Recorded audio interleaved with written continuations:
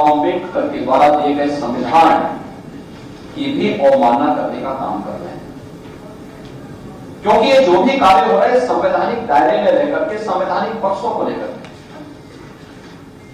सम्मानजनक तरीके से हम आगे बढ़ा सकें। लोकतंत्र में संवाद से लोकतंत्र चलता है। क्या आवश्यक नहीं कि आप हमारी बातों से सहमत होई, या ये आवश्यक भी नहीं कि हम आपकी बातों से सहमत होई, लेकिन ना मैं आपको आपकी बात बोलने से रोक सकता हूं, ना आप ही मेरी बात बोलने से आप मुझे रोक सकते हैं। दोनों को एक संवैधानिक अधिकार में मिला हुआ है कि हम अपनी बात को एक संवैधानिक दायरे में मर्यादित तरीके से, शिष्ट तरीके से हम अपनी बातों को चर्चा के दौरान रख सकें।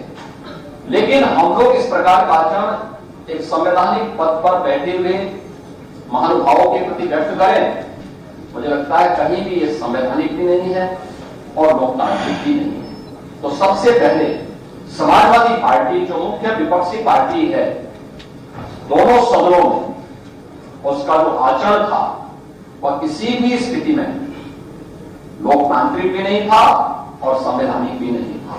और मुझे लगता है कि पूरा सदन इन बातों से सहमत होगा। और मैं चाहूंगा कि जैसे माननीय सदस्य चर्चा के दौरान अपनी मुद्दों पर सहमति या सहमति पर अपने विचार व्यक्त करते हैं, स्वाधीनता के साथ अपनी बातों को आपको सुनना चाहिए था, महानुभाव के प्रति अपना सम्मान व्यक्त करना चाहिए था, फिर अपनी बात को सदन में आप रख सकते। लेकिन आप लोगों ने इससे तक राज्यपाल जी के प्रति जिस प्रकार की अभद्र भाषा का प्रयोग किया था, जिस प्रकार के नारे लगाए थे, कोई सभ्य समाज और कोई भी एक आदर्श लोकतांत्रिक व्यवस्था इसको कतई स्वीकार नहीं कर सकती है। और मुझे लगता है कि यह एक दुखद पहलू समाजवादी पार्टी के आचरण में इस दौरान सम्मिलित सदन में देखने को मिला है।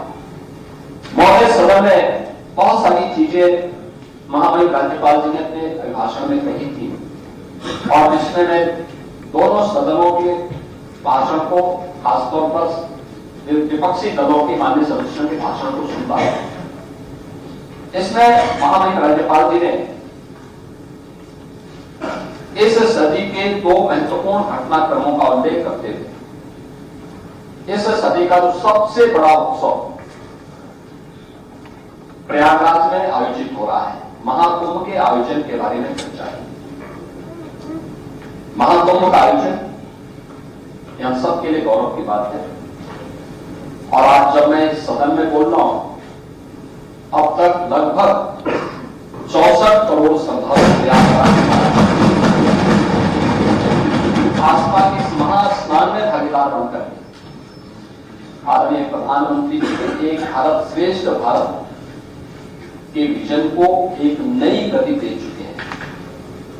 एक नया भारत है, अपने नागरिकों को बिना भेदभाव के एक स्थान पर एकत्र करने की सामर्थ्य रखता है और ये नए भारत की ताकत का एहसास दुनिया ने किया है। प्रयागराज का महाकुंभ अब तक के सारे अनुमानों को, सारे रिकॉर्डों को तोड़ते हुए अब तक की दुनिया के सबसे बड़े आयोजनों में शामिल हुआ है।